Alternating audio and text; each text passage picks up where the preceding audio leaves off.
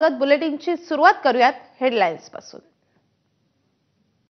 Headlines brought to you by Chitale बंधू।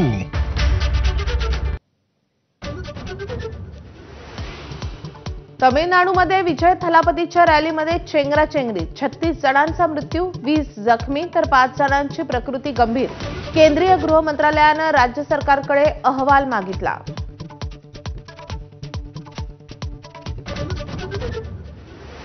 चेंगराचेंगरीतील मृतांचं पार्थिव कुटुंबियांना सुपूर्द। मुख्यमंत्री स्टॅलिन यांच्याकडून कुटुंबियांना प्रत्येकी 10 लाखांची मदत जाहीर तर घटनास्थळी मृतांचे कपडे आणि चपलांचा खच।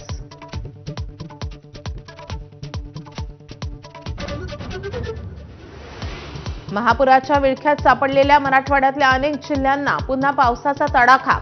धाराशिव, बीड, परभणी, नांदेडला झोडपलं। सोलापुरातही पावसाचा कहर।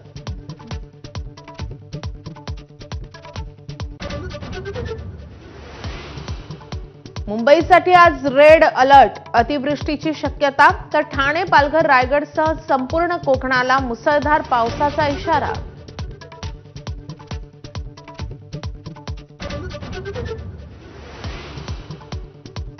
मुंबईत आज शिंदेंच्या शिवसेनेच्या महत्त्वाच्या नेत्यांची बैठक। दसरा मेळाव्याच्या पार्श्वभूमीवर बैठकीला महत्त्व। यंदाच्या मेळाव्याची जबाबदारी मुंबईतील नेत्यांवर।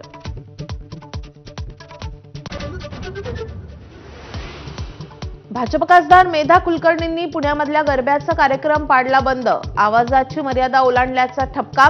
यापुढे आवाजाचे नियम न पाळण्यास कार्यक्रम होऊ न देण्याचाही इशारा। लंडनला पसार झालेला पुण्यातला कुख्यात गुंड निलेश खाळवळनं अहिल्यानगरातील बनावट पत्ता दिल्याचं समोर। पोलिसांच्या कार्यपद्धतीवर सवाल उपस्थित। कुणाचा वरदहस्त लाभला अशी ही शंका।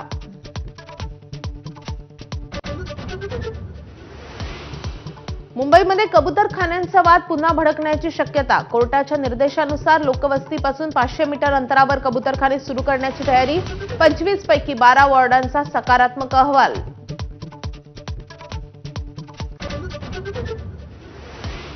नागपुरात आज संघगीतांचा लोकार्पण सोहळा। सरसंघचालक मोहन भागवत, गडकरी, फडणवीसांसह गायक शंकर महादेवन उपस्थित राहणार।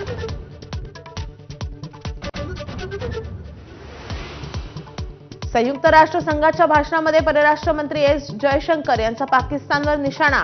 आमचा शेजारी देश दहशतवादाचं केंद्रस्थान तर जगभरातील मोठ्या दहशतवादी हल्ल्यांचं उगमस्थान याच देशात असल्याचं विधान।